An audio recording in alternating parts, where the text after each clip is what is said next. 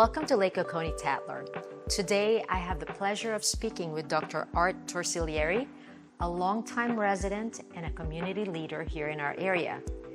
Fondly known as Dr. T, he will share his insights about the Good Samaritan Hospital, which is celebrating its 10th year anniversary this year. Dr. T currently serves as the chairman of the Hospital Foundation Board.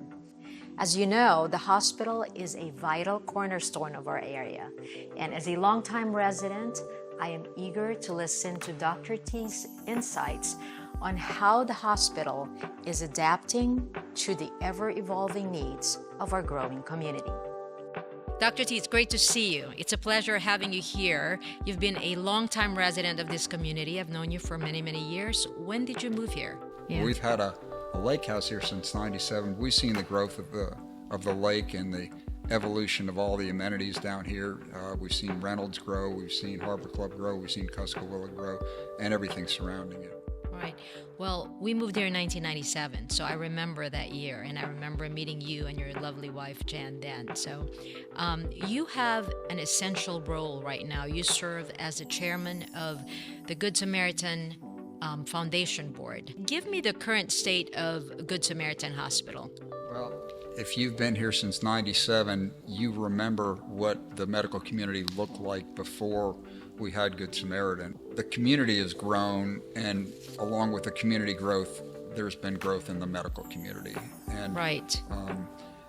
It's essential to have an anchor facility to assist in inpatient care as well as a lot of the outpatient services that need to be provided. Right. Well, I was going to ask you, you talked about growth, and obviously we've seen the evolution of this community and the growth.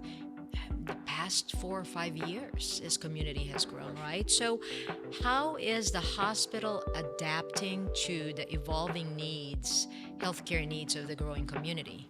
Well, they're constantly trying to recruit physicians to the area, whether you're aware of it or not. Georgia, as a state, has deficient physician coverage. In fact, the United States has deficient physician coverage, and so there's a lot of allied health personnel that are coming into the area. But our area is recruiting physicians, and physicians are moving in the area, and I think patients appreciate that. They see that there's better access. And as the community develops, there'll be even more services provided. And I know that the hospital and you involved in it with the board, you've done some strategic analysis of the needs of the community, right? Yeah, every not-for-profit hospital every 3 years has to do a CNA, a community needs analysis. But it's obvious down here, we need everything. Right. Any medical specialist can come down here and be busy from the beginning because we need so many things. And we've been fortunate that we've been able to attract, I think, good providers, and hopefully we'll continue to do that. Absolutely. I remember when we first moved here, when we had to drive all the way to Athens for doctor's appointments. And I believe that the hospital really changed that. Won't you agree that we have good healthcare, good physicians that are in the area? It's still a community of 22,000 people, at least in the primary service area. If you expand that, it might be maybe double of that. Right. But still, the population really demands on how many physicians are going to come into the area. We need primary care, there's no question. We need some specialty services. The hospital is essential in that it's available for after-hours care. And I was driving on the way over here today, and I saw a helicopter land from Children's Hospital, and so there must have been something going on that they needed to provide access to a tertiary care facility in a timely fashion. And so that's important, right? No question. Right. And that's the advantage of having this hospital in our backyard, which obviously in 1997, that wasn't the case. People that were here before 10 years ago remember what the facility looked like then and what access to healthcare was like then. And it's dramatically different now. It's a 25-bed hospital. They call them critical access facilities. But Explain that to us. What does it mean to have a critical care access facility? This hospital is sort of a unicorn. It's unique in that it's a critical access facility that's financially viable and offers a much wider variety of services like total joint replacement, endoscopy services, state-of-the-art imaging. But the government understands that critical access facilities can't really survive on being paid the way big hospitals are. That's called a DRG, Diagnosis Related Group.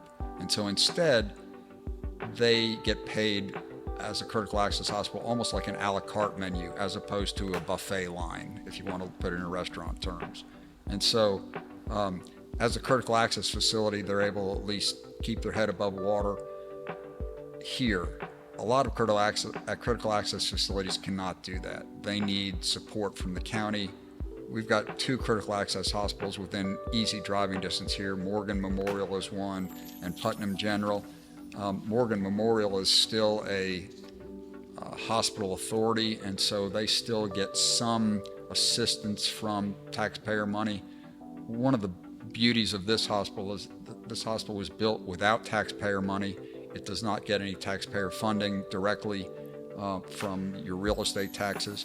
Now, it does get some taxpayer assistance if you choose to participate in the Georgia Heart Program, and that's one of the 4 ways that our foundation assists in raising money for the facility to allow them to get up-to-date technology and recruit physicians and expand services. Dr. T, we have the Heart and Soul Gala coming up February 15th, and it is one of the highly anticipated fundraising events here in our community. How is this Heart and Soul Gala, how does it impact the foundation, and what are we using the funds that we're raising from this event for? Yeah, we're grateful that every other year we have that event. It's a competitive event. It's a tough ticket. That's right. You've got some very generous sponsors, and we appreciate their philanthropy. But in my mind, there's 2 things that gala do. Number one, it makes people more aware of the hospital and the medical services that are provided locally. And the second is it raises funds. This year, we're looking at the different services that are going to be coming with this medical pavilion down the line, but we're also focusing on some women's health issues, and we're focusing on cardiac rehab. Can you tell us a little bit more about this medical pavilion? I think there are a number of different services that we've identified that community needs. The foundation, I think, is going to be willing to help out and provide funds for those service lines. Clearly, women's health and cardiac rehab are sort of 1 and 2, but also primary care. And I'm sure there'll be funds for greatest need. Great. Dr. T, as the chairman of the foundation board for the hospital, what is your long-term vision for the hospital in our community? If you look at the hospital, it's a beautiful facility, but it's flanked by a lot of open space. And so we've got room to grow. And eventually, I think that the area around the hospital will really develop into a medical campus. And so when people have healthcare needs, I think that they'll be able to know that there will be somebody of some sort in that area of expertise on that campus that will take care of the problem, or if they can't take care of it, they'll get you to somebody in a timely fashion to take care of it. Right. Well, thank you very much, Dr. T. And again, thank you for being here.